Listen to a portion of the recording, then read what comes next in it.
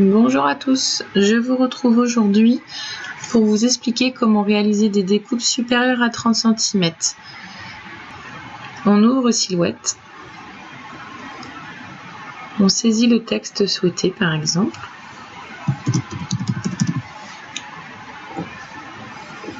on lui donne le style souhaité,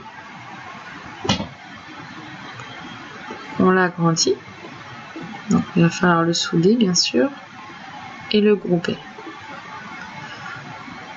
Dans le menu outils de la page, il va falloir préciser qu'on ne va découper avec aucun tapis de coupe. Et c'est tout simple, il vous suffit de jauger ici la dimension souhaitée. Si votre sticker doit faire 80 cm, après il va y avoir la largeur qui va vous stopper bien sûr.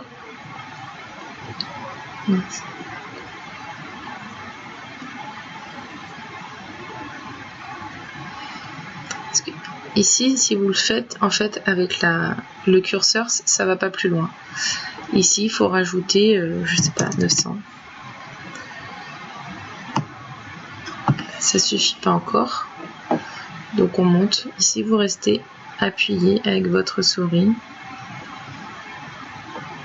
Et là, vous pourrez pas, parce qu'en fait, votre machine ne peut pas découper au-delà de cette dimension, c'est la largeur de votre machine. Alors là, je suis sur une Cameo, la portrait est un peu plus petite, de 10 cm. Donc là, après, je joue, en fait, vous pouvez le faire en 2 fois, mais là, l'écriture, celle-ci, ça va être plus compliqué, il y aura un raccord forcément. Sinon, vous faites votre B en premier. Admettons, on veut faire ceci. Vous allez utiliser un repère avec un trait. Vous tracez cette ligne. Ici. Ensuite, vous diminuez votre largeur de coupe. Le trait n'est pas droit, mais c'est pas une grande importance. Yes. Donc là, votre machine, il faut en fait lui dire qu'elle doit s'arrêter ici. Vous avez 2 possibilités. Soit vous diminuez votre tapis, comme je suis en train de le faire. Enfin, votre tapis. La taille du média de coupe... la silhouette en fait ne découpera pas le N, elle s'arrêtera spontanément en fait ici là. Le rectangle rouge que vous avez, ce sont les limites de découpe. Donc vous voyez, on diminue cette limite de découpe. Donc là je la diminue manuellement jusqu'à arriver à mon trait. Bon là après le trait il va vous servir en fait. Je vais en faire un droit parce que là j'ai fait n'importe quoi.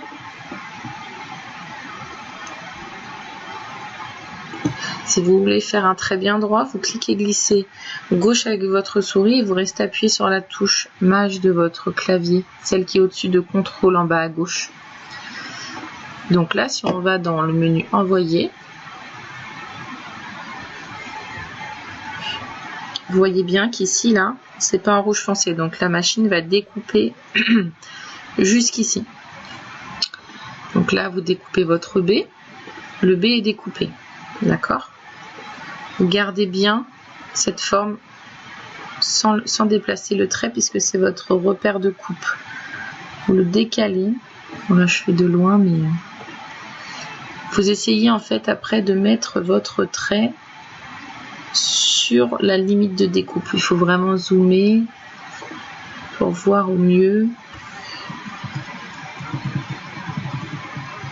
Vous décalez avec votre clavier. J'appuie sur la touche gauche en fait par petits à-coups. Là, je suis dessus.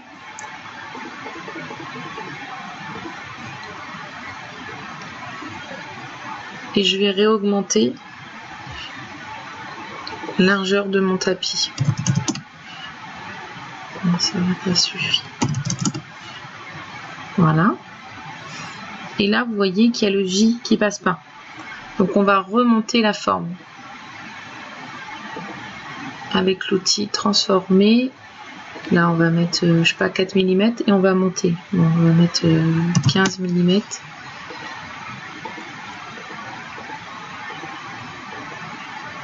Vaut mieux y aller doucement et être sûr du coup. Et là, on va dans envoyer. Donc, vous voyez bien que mon B n'est pas découpé. Et la machine va partir ici et donc vous aurez votre accord et vous pourrez faire un mot assez grand. On aurait très bien pu utiliser ici l'outil couteau, couper notre lettre. C'est possible aussi, il y a plusieurs manières différentes de couper un mot. Donc voilà, vous savez comment faire des découpes de mots plus longs que le tapis. Là, si celui-ci vous convenait, donc c'est difficile de savoir réellement la hauteur puisqu'en fait la machine calcule du haut jusqu'en bas ici, mais vous pouvez le faire différemment avec un trait que vous prenez, vous mettez en haut, vous diminuez la dimension du trait. Vous voyez que votre lettre elle fait à peu près 19 cm par exemple, si vous avez des choses bien précises à faire. Moi, je me sers souvent de ça comme d'une règle parce que l'outil règle est que sur la version payante de Studio. Donc voilà. Si vous avez des questions, n'hésitez pas.